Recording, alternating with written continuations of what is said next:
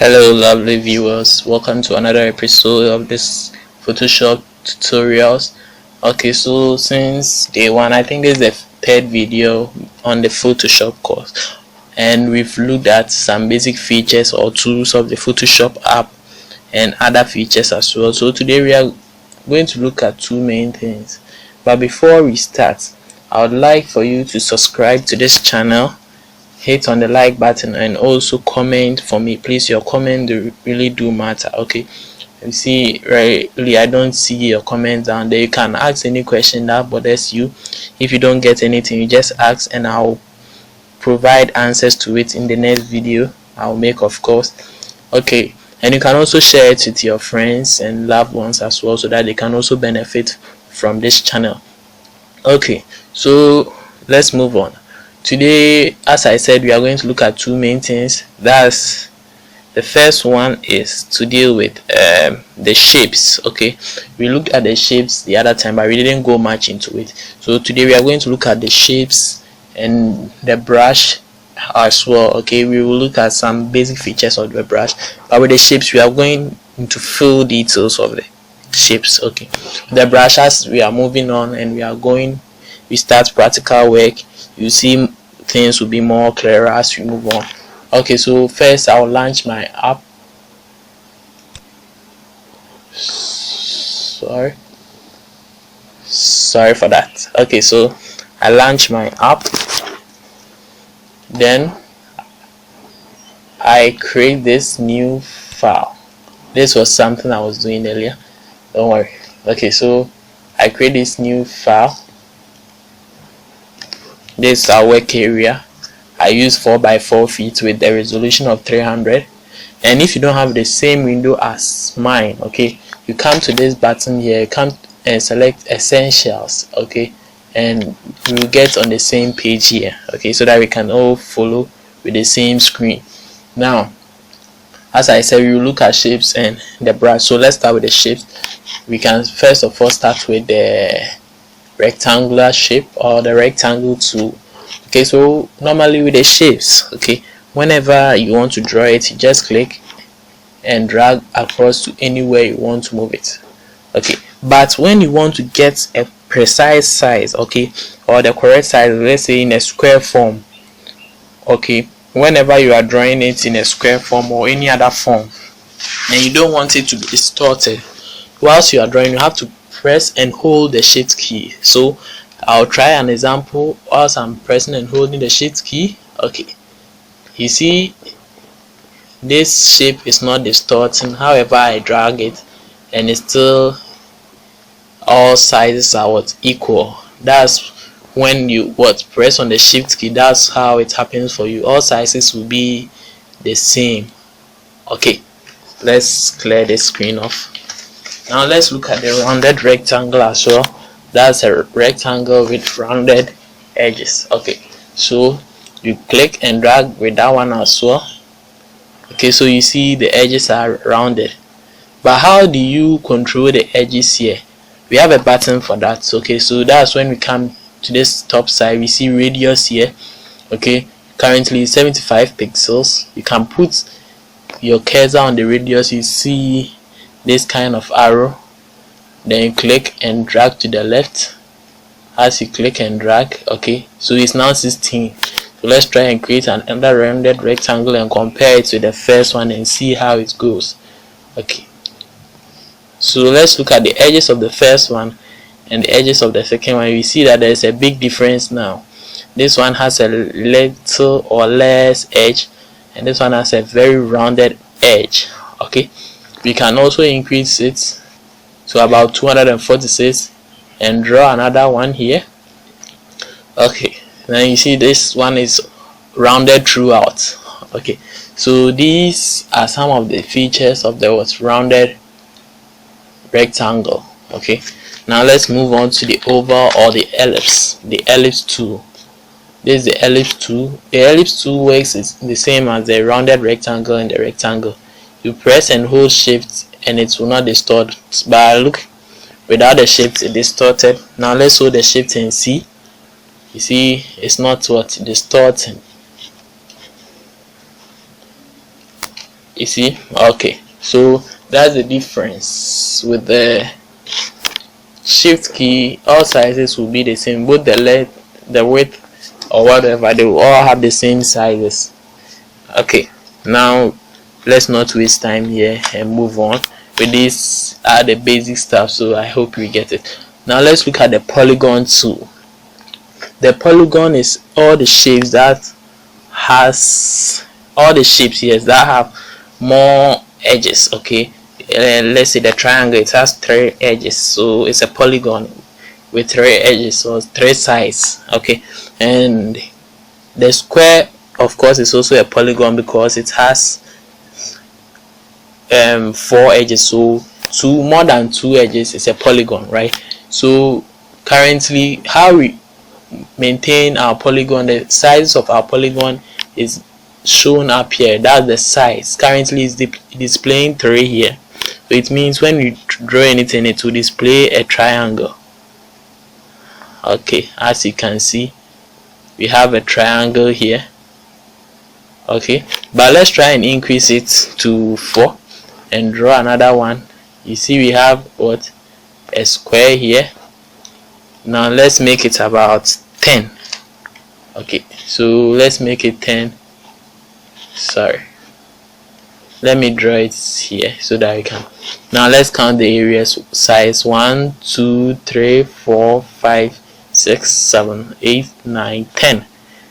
10 sizes exactly. So you see with the polygon, you can draw any number of any shapes you want. You just indicate the number here and you are good to go. Okay, just indicate the number and you are all good to go. So that's the polygon. That's the work of the polygon. Now I think we are moving to the line tool. Let me clear off the screen. Okay, so next we have the line tool. As the name implies, it's a line. Okay, click and drag and it will draw a line. And if you want it to be straight, you see this one is not straight. If you want it to be straight, wherever you drag it, you hold the shift key as well and it's straight. Okay, and now let's look something. We see the line has a bit of weight here. The size from here to here, we can reduce or increase it however we want it. We just come up here. Okay, so the weight is 7. Now we can make it, let's say 10 or 15. Let me make it 15 and it will become very big. Now let's compare this and this. You see there's a vast difference. Now let's make it 1. Okay, and see how that one also goes. Now you see we have 3 different sizes. Okay, so however you want your line to be, you just come here and you change it. But after drawing it and you want to transform it, then unless you come here, up here we have edit tool. Okay, after edit you come to free transform path. Okay, then you just click on it. You see it has brought a canvas around it. You just put your cursor at the right area and you drag however you want it. Okay, I can drag it out. So you can even use a line tool to draw a rectangle or a square. Okay, how it depends on how you like it. So after doing that, let me go back. Okay, so let's say after doing this, you want to accept this, you click on the check mark here. If you don't want it, you click on the stop or the warning sign to cancel it. Okay, you can also use the escape key, then you cancel it. Now let's look at the last one. Of course, that's the custom shape. That's the main purpose of this video. Now the custom shape has so many inbuilt designs made by other designers. Maybe those who were into the developing of the Photoshop app, they pre-install the shapes into the app so that we can use for our work. So you just click on it. Okay, and you come up here. You see, you always come up here. Now we have shape, so you click on this icon, the arrow next to it. You just click on it and you see that there are some pre-installed shapes here for you. You even have the cat. You come here, you draw the cat. Okay, simple without going, so you can even add a rounded eye or something like that. I don't know how the cat, it changed the eyes color to high. Okay, so you can even draw anything simple with this. Okay, but let's say these are not all the tools or the shapes they've customized for us. There are so many shapes, so we are going to look at other ones. But how do we display them? How do we get the other shapes to also appear here? We come up here, this settings button here, you click on it once. We have text only, small thumbnail. Then you come up here, you see animals, arrows. You click on arrows, you see the shapes turn into arrows. But it will be better for us to display all the shapes, so we come here and click on what? All, and select OK. So now we have so many shapes. Let me enlarge this window so that we get it. Okay, so we have so many shapes displaying now. You can just click at the diagonal side here and drag it however you want it. So we have so many shapes. You can use any of them you want anytime. Let's say you want this cap here, you come here, you just use it. I change the color. Okay, so it depends on how you want it. Okay, now let's look at one final thing before we move on. I'll use this shape. Okay, so up here you saw that I was changing the color here frequently. That's not the only function of the buttons up there. You don't use it for changing colors only. We have so many tools there. Okay, so the first one here, okay, it removes the opacity of the shape. It makes the shape transparent. So you click on it and you see that the shape has become more transparent. Okay, and the second one here is the solid color. Okay, that will make, I don't know why the Photoshop is not labeling it well, but that will make it, okay, they are indicating that right now there's no color. Okay, so that will make it solid shape, solid color, sorry. So after selecting this, you can choose any colors here and it will work for you. Now in this one we have here is a gradient. With the gradient there are a combination of so many colors, not only one, so many colors. You click on it, you see that there are so many colors here you can use. Okay, let's use our solid color. Okay, now the last button here, we will not look at this right now. This patterns, we'll look a bit more into it later. So we will look at the color picker. We also have the color picker where you have wide varieties of colors to choose from.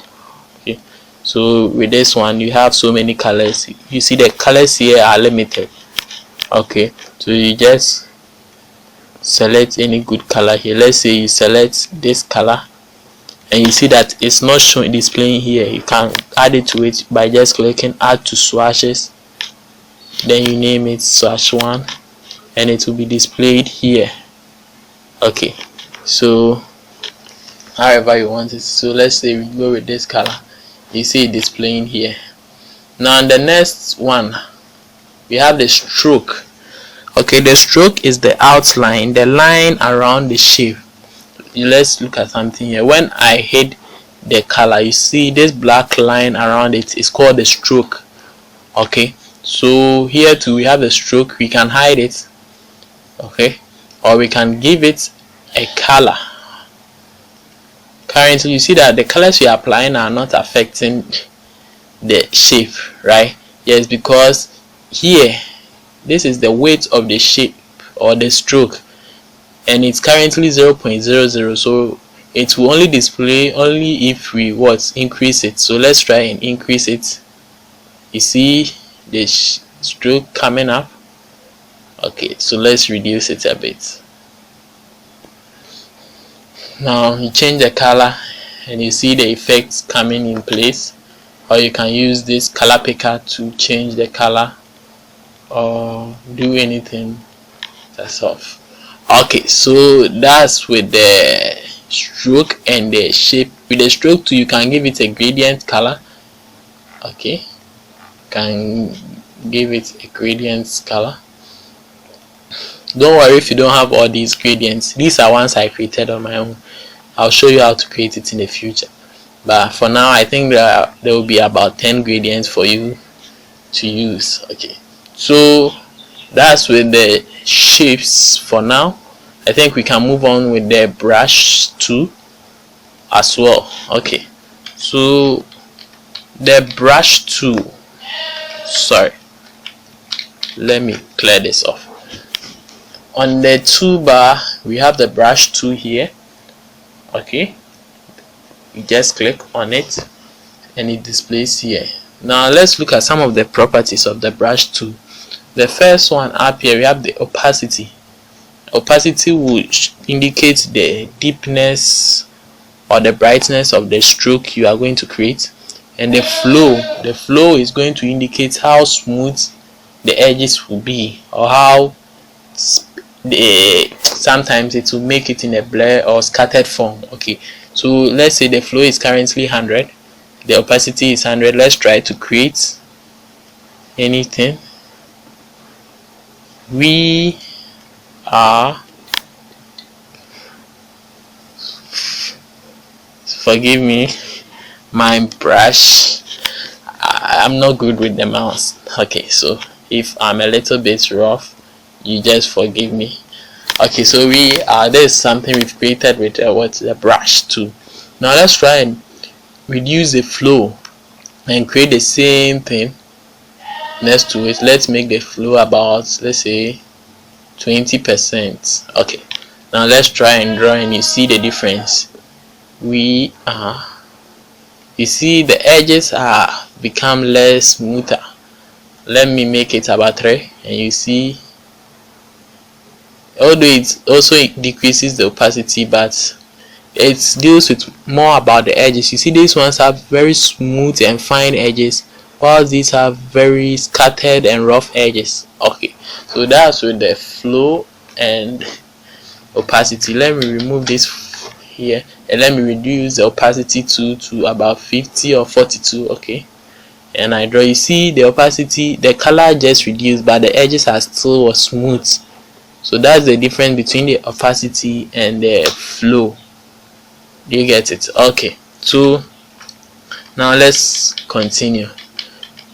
One interesting thing about Photoshop is that we don't have only this brush. Okay, not only a round brush you can use. When you come up here, okay, we have the brush panel. You just click on it and you see this menu displaying. All these are what? Brushes.